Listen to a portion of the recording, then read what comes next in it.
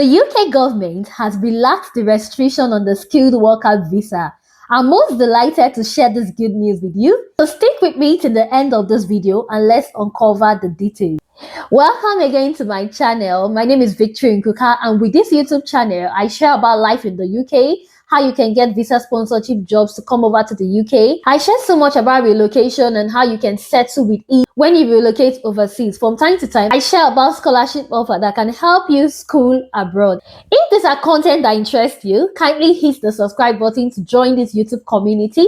Give this video a like because you are going to get value from this video. A million thanks to all my returning subscribers. Thank you for all you do. And let's dive right into what we have to say today. In the latest statement of change in immigration rules published in March 2024, the UK government has highlighted that the restriction on the skilled worker visa taking up supplementary jobs will be lifted. One of the most exciting parts in the latest statement of change that was published about immigration rules highlighted that skilled workers can now take up supplementary job within the new shortage occupation list known as the immigration salary list. Previously, if you're on a skilled worker visa, outside your sponsor, you can work 20 hours on a supplementary employment. A supplementary job, it can be defined simply as another job outside the job who sponsored you. What we had before on the Govt.uk website is that if you are taking on an additional job, it must be within the same occupation code relating to the job for which you are sponsored for.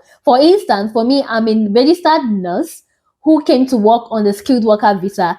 Previously, if I want to take a 20 hours extra work, I can't do it outside the health and care worker visa. I can only do it as a nurse or perhaps as any other care worker or any occupation within the health care visa.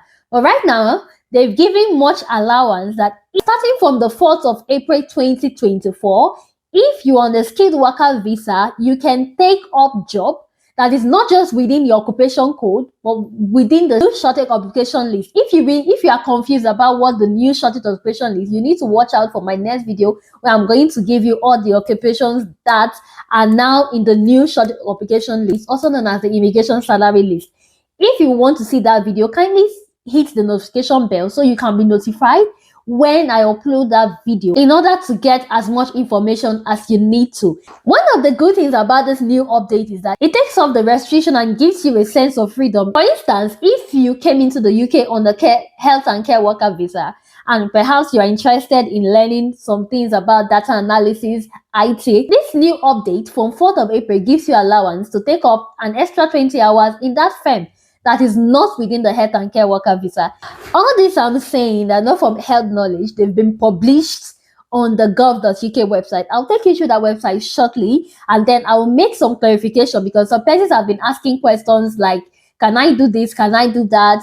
Who are those that this applies to? Is it the new applicant or every one of us who are previously on the skilled worker visa? So let's go to the Govt.uk website so we can find out more. So in the Govt.uk website, previously, you can only do a supplementary work or an additional work 20 hours within the same occupation code as yours. But let's have a look at what this recent change is now. So you can see that supplementary employment means employment in a job other than the job for which the person is being sponsored. I want you to pay rapt attention to the conditions of this. So you could now be eligible for this relaxed restriction on supplementary employment if the job you're applying for falls under the immigration salary list. That's the first condition. So you need to take note when you're applying for a job. Make sure the jobs you're applying for are in the immigration salary list to avoid you being declined. And if you do any other job, 20 hours that is not in the immigration salary list, it may affect your immigration status in the UK. For many immigrants who come into the UK, and most especially for those who love the UK, they will want to get their indefinite leave to remain and settle in the UK. Now, if you don't do this 20 hours in a job in the immigration salary list, it's going to be against the condition of your visa. Secondly, another thing you need to know about this is that if you're taking those 20 hours, it must be in the same profession and at the same professional level as the job for which you are being sponsored for. Another thing you need to take note of is that if the person has permission as a skilled worker, is in an eligible shortage occupation 2020 code listed in tables 1, 2, or 3. If you want, I can actually do a video and make you understand what the table 1, 2, or 3 is all about. Use the comment section and ask your questions so that I know how best to support you. In all these cases, the person remains working for the sponsor in the job for which the certificate of sponsorship records the person is being sponsored for. Some persons are already thinking, oh, since I have this freedom, I may just go, let's say for me now, the salary cap for IT professionals, cybersecurity is higher than that of nursing, and I'm a nurse. So I may just feel like, okay, since I'll pick up more shifts with them and don't pick less shift with my employer. This is saying it's not acceptable. You must work for the employer who brought you into the UK. You must make sure that the job which you are being sponsored for, you are meeting your contracted hours, and it's outside the contracted hours that you are doing this extra 20 hours in whichever shorted occupation code you want to do for. Another thing you should take note of that is the other employment does not need to exceed 20 hours per week. Please don't say, let me just do 12, that's 24. It should not exceed 20 hours per week. And it should take place outside the hours when the person is contracted to work for the sponsor in the job for which the person is being sponsored. So it shouldn't affect your main job. It should be an extra job. Actually, this is the wonderful news. So in a bid to explore, try as much as possible not to put yourself in trouble. I'm going to leave the link to this in the description box so you can actually download this document and read through yourself.